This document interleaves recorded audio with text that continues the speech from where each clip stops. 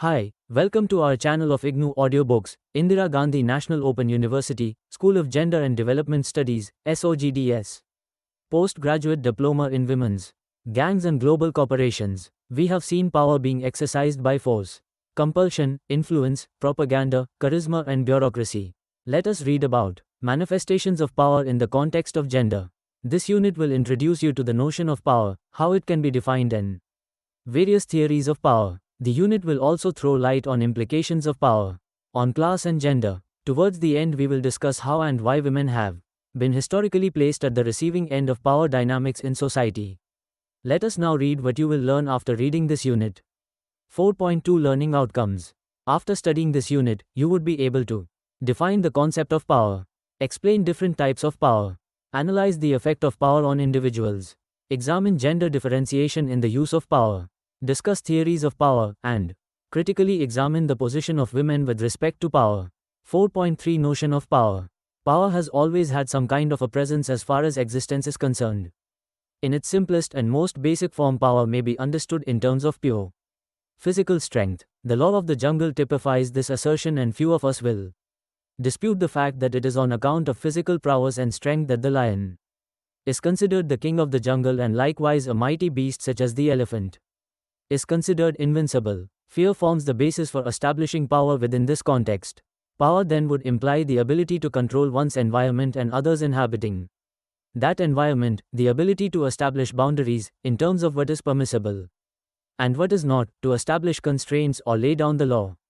Power in this regard would be vested with the leader of the pack. In this regard, traditionally, the father, as breadwinner and economic provider, is considered the head of the family and has the power to make social and economic decisions on behalf of his family members. He may have to convince family members regarding his decisions for them. In the above two instances, we have seen how power may be established through fear on the one hand and control on the other. Power has two central aspects: control over resources, physical, human, intellectual, or financial, and control over ideologies, beliefs, values and attributes. Thus, power is one's capacity to have control over others. Scholars have, over the years, focused on the power found in specific institutions, i.e. religion, business, education, government, etc., while little attention is paid to the study of power vested in individuals. Power is first and foremost an interpersonal concern. Let us first look at issues like what power is, how it influences the person who holds it, how it affects the relationship between people, and finally, how it rests with some men more than others, specifically women. Let us first look at how power is defined from different perspectives. 4.4 Defining power. Defining power in very simple terms, Martin Luther King Jr. famously said that power is the ability to achieve a purpose. Whether or not it is good or bad depends on the purpose. The express purpose that made King pronounce this idea of power was his fight against apartheid in America and the everyday racial injustices legitimized under this ideology of racial superiority and inferiority. The French postmodern philosopher, Michel Foucault, in Discipline and Punish the Birth of a Prison, defined power in modern-day society by stating that power is everywhere and comes from everywhere. Foucault, 1996, page .63. This was a radical breakthrough from previous understandings of power.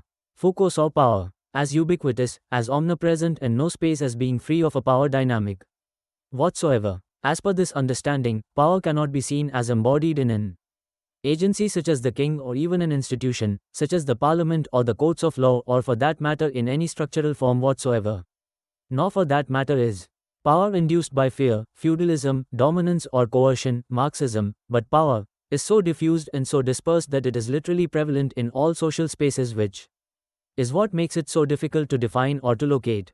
Drawing from Foucaultian understandings of how power manifests in our lives, Clarissa Ryle Hayward, 1998, in The Facing Power, defined power very emphatically as boundaries. However, instead of defining boundaries as delimiting, Hayward sees them as enabling the possibility of action as they focus on each individual person's capabilities to mark out their own personal boundaries. This follows from Foucault's line of thought of power as a productive force in society. Pierre Bourdieu, 1980, defines power in terms of the manner in which the social order is progressively inscribed in people's minds. This, as Bourdieu elaborates, is achieved through cultural products, the language we use, our value systems, Education and even the everyday activities we are habituated with are a part of the cultural products that determine the ways in which we think and feel. Often culture is unconsciously ingrained, and this makes us feel that it is our disposition and/or temperament of value systems. Box number 1. Definition of power. Weber, 1968, conceptualizes power as a form of legitimate authority derived from organizational positions that people occupy. Power is connected to authority, domination, exploitation, and is an entity that an individual or group may possess. Power, to summarize, is the control, by one person, group or nation, over the behavior and conditions of life of another. Clegg, 1975, page .57. Power, in its most general meaning, is the ability to pursue and attain goals through mastery of one's environments. Gender stratification results from the unequal distribution of power between men and women.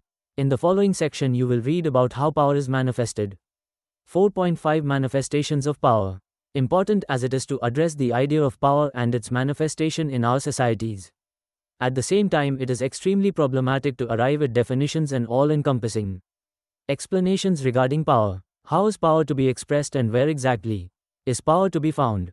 In the class structures of our society, or its inbuilt caste and gender systems, or in its most obvious expression, offices of governance? Also, can power be exercised individually, or is it always a collective and political force?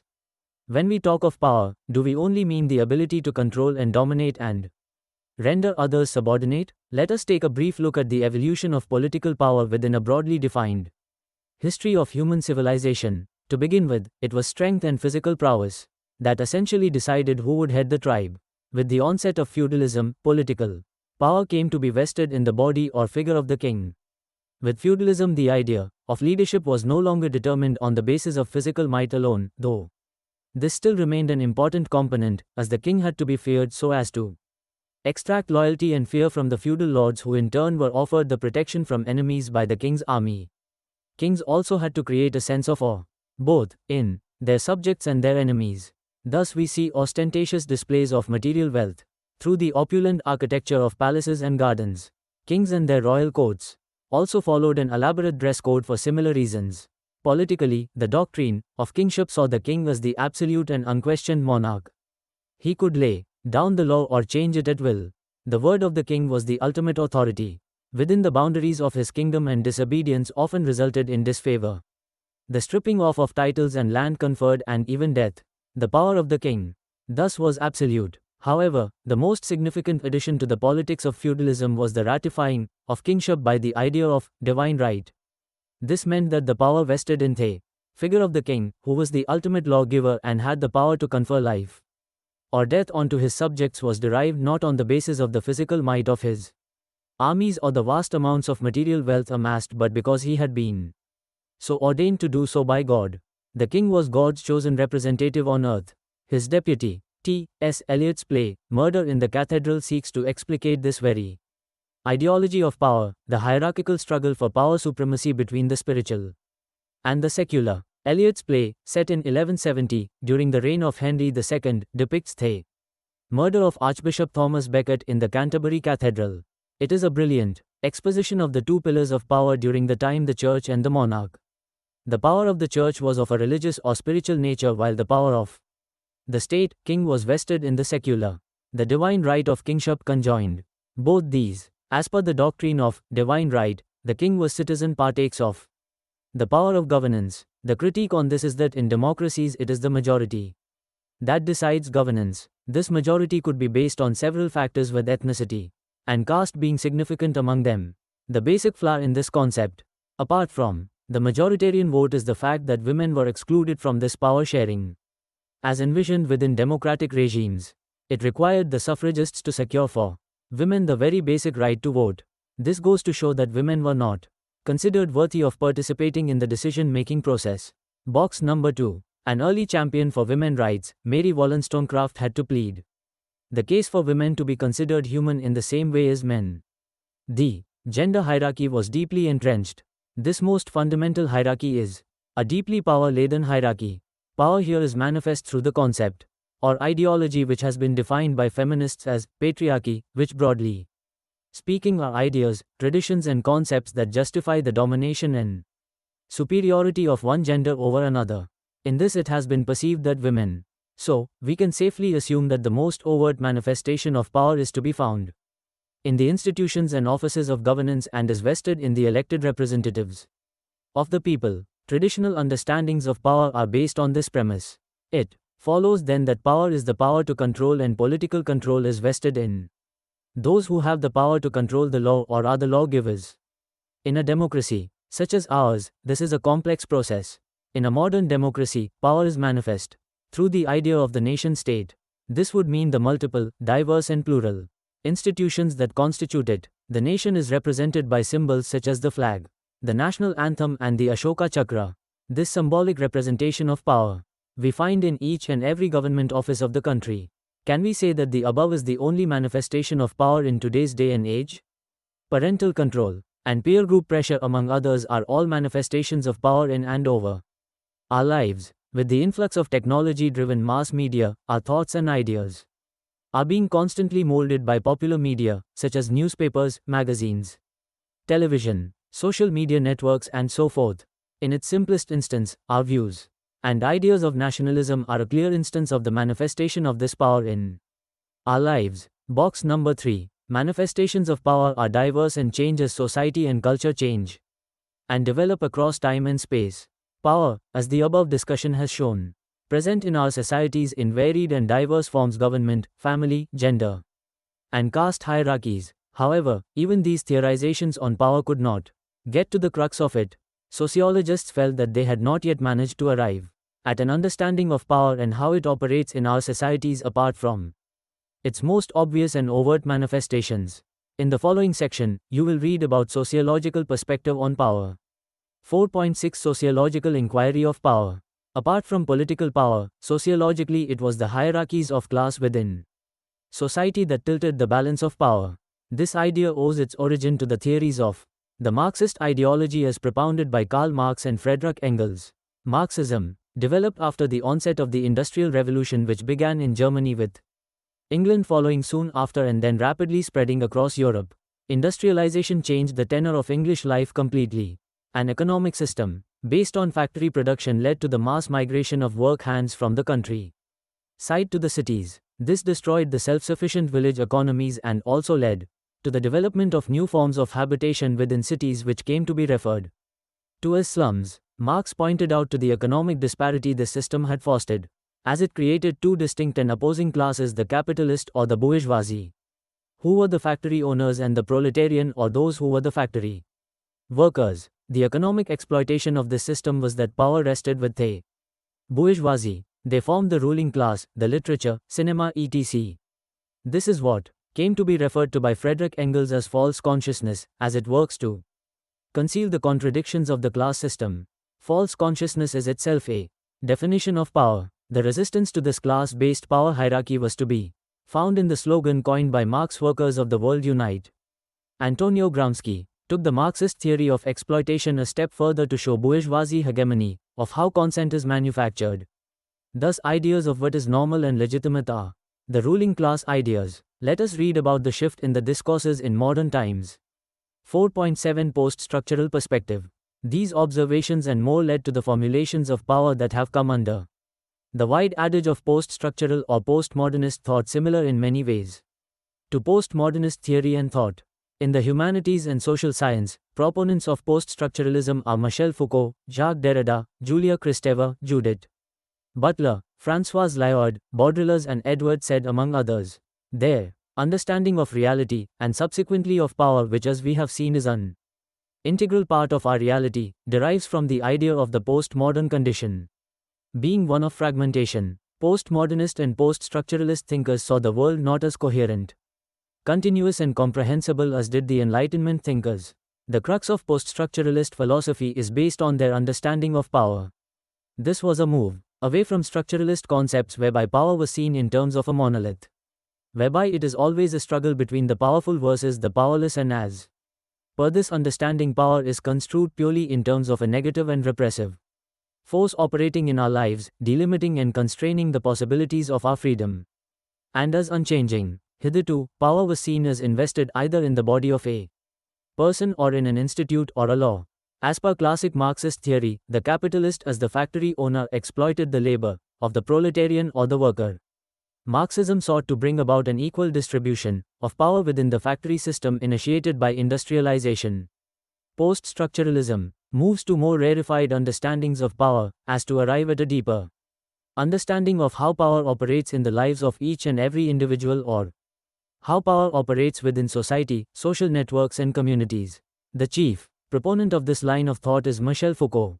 As per Foucault, understanding power is not concentrated in any one institution, idea, person, system, or even political regime. Foucault sees power as everywhere, as it is embodied in discourse, and he moves away from ideas of power as purely negative. His idea of power in modern-day societies such as ours is based on the theories of the gaze and of surveillance.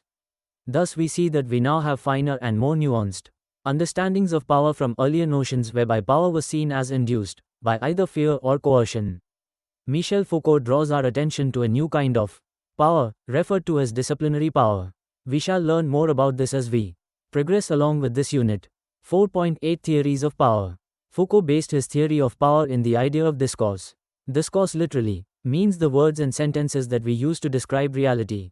A sentence in this regard must not be taken as a standalone but be viewed within the context in which it occurs. Foucault nuanced this sociological analysis of discourse to mean more than a way of thinking or simply making meaning of our surroundings or the reality of our situation. Rather, for Foucault, discourse is the manner by which knowledge is constituted in any given era of human history. This explains why knowledge regimes change from time to time and new forms of knowledge originate. Knowledge in turn produces what we refer to as truth. Thus it is power that constitutes knowledge and subsequently the truth legitimized by that knowledge.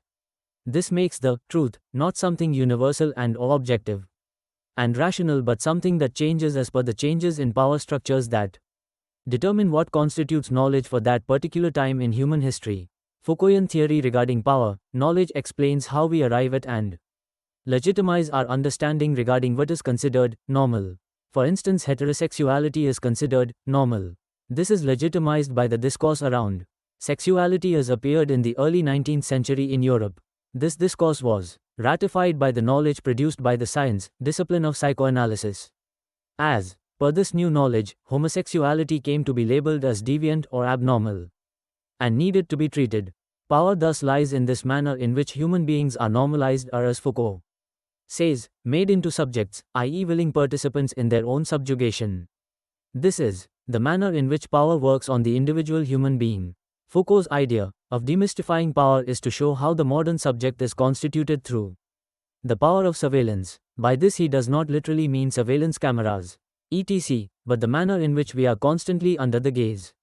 This is what Foucault called disciplinary power, which is the power whereby human beings internalize ideas of normality and behave accordingly. Bourdieu sees power as embodied through culture, and this he refers to as cultural capital. This is the manner in which power is manifest through individual beings. It manifests through what Bourdieu refers to this as habitus. It is these unconscious determinants that guide our behavior and our thinking patterns. Bourdieu sees this as accruing from our socialization process, which is not just our family as our immediate environment but the wider context of community, society and ultimately our time and place in the universe. Habitus, however, is not fixed but in flux and keeps changing, and thus we keep evolving as human beings and may change or question our beliefs, prejudices, or what feminists would say is a woman's given place in society. With Bourdieu's definition of power, power moves from the material, political and economic to realms of culture, the social and the symbolic. It is what we refer to as common sense, by which we mean self-evident, and what Pierre Bourdieu defines as doxa. This cultural capital determines power relations within societies and is the cause for inequalities, discriminations and marginalizations. It is the manner in which cultures legitimize these social asymmetries to make them seem invisible, self-evident and commonsensical. It has played a very significant role in gender studies. Box number 4. Feminism and power. Power as per feminist thinking is made and manifest through patriarchy. This is a system of oppression, repression or subjugation whereby women are seen as hierarchically inferior to men in the gender hierarchy. Stereotypes of womanhood as disseminated through popular media such as magazines, TV serials, Literature, art, and even music show them as irrational, childlike, emotional, or incapable of intellectual activity, and so forth. This maintains the patriarchal status quo. Simone de Beauvoir, in her path-breaking treatise The Second Sex, thus said that one is not born a woman but made into a woman. By this, Beauvoir referred to the manner in which women internalize the idea of femininity in terms of the above-mentioned traits. While patriarchy may best be understood as an all-pervasive discourse, it cannot be seen as static or unchanging. Patriarchy takes different forms depending on the local culture. This understanding gives rise to the famous feminist adage that the personal is the political. Let's now read about the Weber's conflict theory of power. After establishing the fact that economic relations lie at the source of power and politics, Weber focused on the demonstration of class power exercised through the state. He consigns a quasi-autonomous role to the state in which bureaucrats appear to be serving their own interest, and the bureaucracy appears to be a power unto self. Bureaucracies are skilled bodies of specialists and experts, kind of social machines. With individuals as depersonalized objects, they have the monopoly of expertise and the capacity to carry out or not carry out the policies of the political leaders. Thus, citizens are removed from control of and contributing to political decision-making. Weber further argues that bureaucracy and power are manifestations of the real material forces that dominate socio-economic structure of modern society. Duke, 1976, p.38-39. Gramsci, in his neo-Marxist theory of power, focused on the ideological apparatus of the capitalist state. He introduced the concept of cultural ideological supremacy, i.e., the ruling class controls and shapes the ideas and hence the consciousness of them as the dominant class uses its political, moral, and intellectual leadership to create its vision of the world as complete and universal. This dominant class also shapes the interests and needs of the subordinate groups. The role of the state, he suggests, is to perpetuate and legitimize the social class system. It also maintains and reproduces the capitalist system and its class relationships. The state fosters prevailing ideology and values in the education system, media, and other social institutions. It guarantees the conditions for capital production and accumulation, thus financing economic growth. In the following section you will read about interlinkages between gender, class and power. Gender, class and power. After learning about different theories of power, it will be interesting to see how power affects class system in a society. Gender, class and power are three abstract nouns that refer to social relations. You will read in the unit of Block 2. Whereas gender and class refer to socially specific sets of relations, power, the ability to impose one's will, refers to an ingredient of all these sets. Power can vary from hegemony, perceived as legitimate, and violence to threat of violence. Class is the relation to the means of production, especially the right to have direct access to the fruits of production. Gender has been used to mean the social form of biological sexuality, but is best understood as the relations between men and women. The three together constitute the fundamental social, economic, cultural, and political relations that determine any social system. Freud called attention to the sexual power struggle that underlay the bourgeois civilization of his days. It has become commonplace to describe bourgeois civilization as sexually repressive. Foucault, in his work, History of Sexuality, describes power by stating that power must be understood in the first instance as the multiplicity of force relations immanent in the sphere in which they operate and which constitute their own organization, as the process which, through ceaseless struggle and confrontations, transforms, even reverses them, as the support which these force relations find in one another, thus forming a chain or a system. And lastly, as the strategies in which they take effect, whose general design or institutional crystallization is embodied in the state apparatus, in the formulation of the law, in the various social hegemonies. Foucault's 1977, page .94. He adds that power is everywhere not because it embraces everything but because it comes from everywhere. It is permanent, repetitious, inert, and self-reproducing. Power is not an institution and not a structure. Neither it is certain strength we are endowed with. It is the name that one attributes to a complex strategical situation in a particular society. Foucault says power is exercised through a web of relationships and that individuals circulate between its threads. They are always in the position of simultaneously undergoing and exercising power. Many followers of Foucault and postmodern philosophy have adopted a kind of ethical ultralativism that is, in part, based on the kind of deconstructive practice that Foucault developed. capitalist class relations and the modern state have long cooperated in promoting a universal gender system, based on the identification of gender identity and gender role or sexual differentiation in general and gender-specific allocation of tasks in particular. In the next section we will learn about the relationship between power and violence. 4.9 Power and violence. There is a good deal of evidence linking power concerns to violence, both at individual and collective levels. Numerous studies suggest that when a concern for power is more frequent in speeches or diplomatic communications, the likelihood of war also increases. On the other hand, it is observed that those cultures that do not take pleasure in domination and killing have little differentiation of sex roles and no ideal of brave, aggressive masculinity. Whereas the vice versa is equally true that cultures professing domination and killings have strict gender differentiation in all spheres of life. Rape is often an explicit tactic of war. Rape and power display. Few other human acts bring across such a gory image as rape. It is undoubtedly argued some act of violence and sexual assault instigated by one or more persons against another human being. In the earlier times rape was considered as victim precipitated phenomenon, but later the psychiatric and psychological community concluded that rape is the result of disordered sexual impulse in a certain group of men. Rape, as studied in recent times, is an act of violence, politics and acting out of power roles. A prime ingredient in rape is the element of aggression, which is so deeply associated with masculine traits. In this light, it can be said that rape is not a deviant act but an act of conforming to the notion of masculinity, which in its fold brings in all the other desired masculine traits like force, toughness, strength, power, dominance, superiority, conquering over etc. Rape is now being seen as the violation of human rights of an individual. World over, there are more women victims of rape because of men holding more powers than women. Thus, there is increased concern over women's rights as a result of women's activism and movements. There is a greater emphasis on studying extent and locales of sexual assault and their debilitating consequences for the victim. As a result, social scientists have turned their attention towards understanding the dynamics of rapists and their motives, the institutional and cultural factors and the factors affecting the victim and their reaction to the trauma. 4.10 Women as recipients of power. The distribution of power is hierarchical in nature. Women generally remain at the lower echelons of the power hierarchy. The process of hierarchy has arranged the social groups in steep ordering where powerful few with social and economical command decide for the society per se.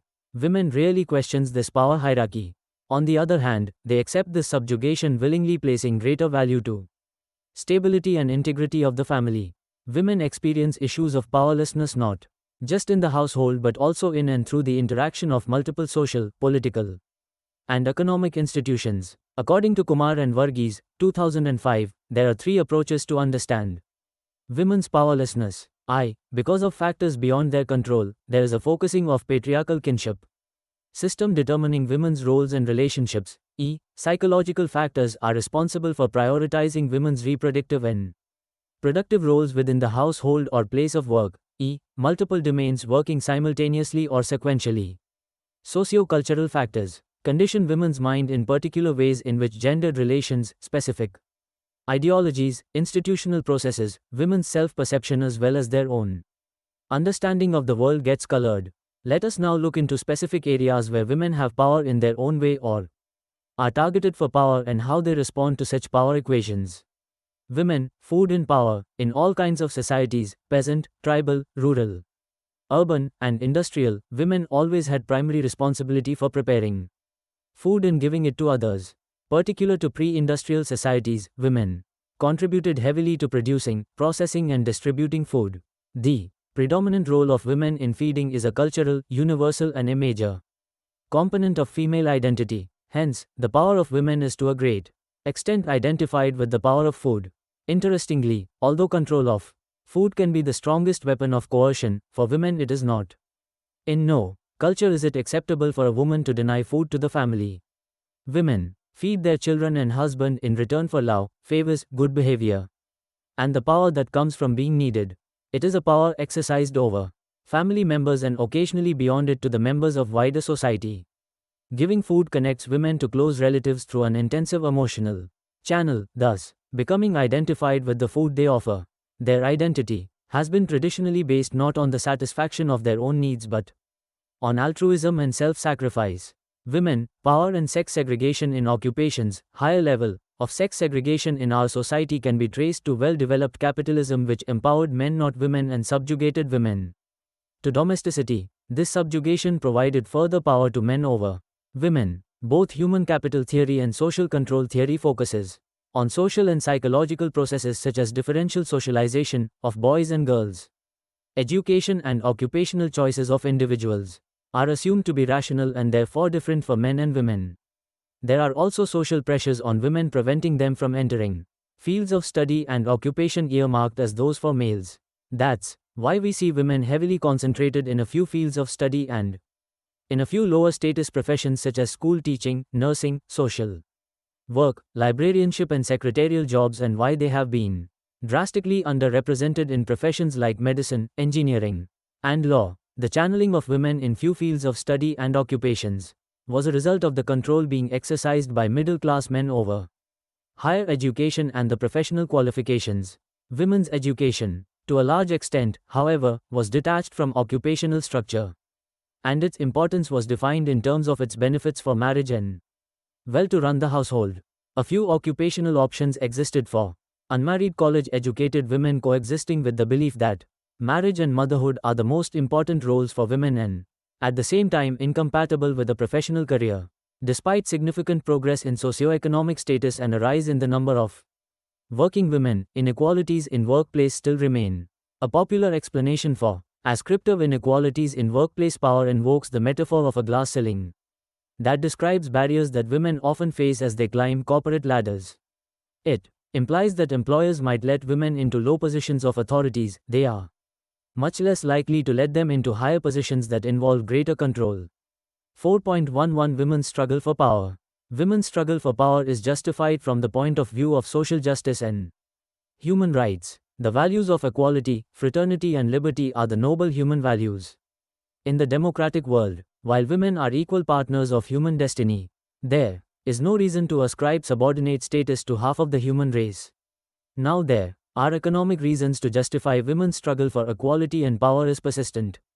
Inequality between men and women constrain the productivity of society and ultimately slows economic growth. Thus, women's struggle for equality and power balance is not only justified but desirable.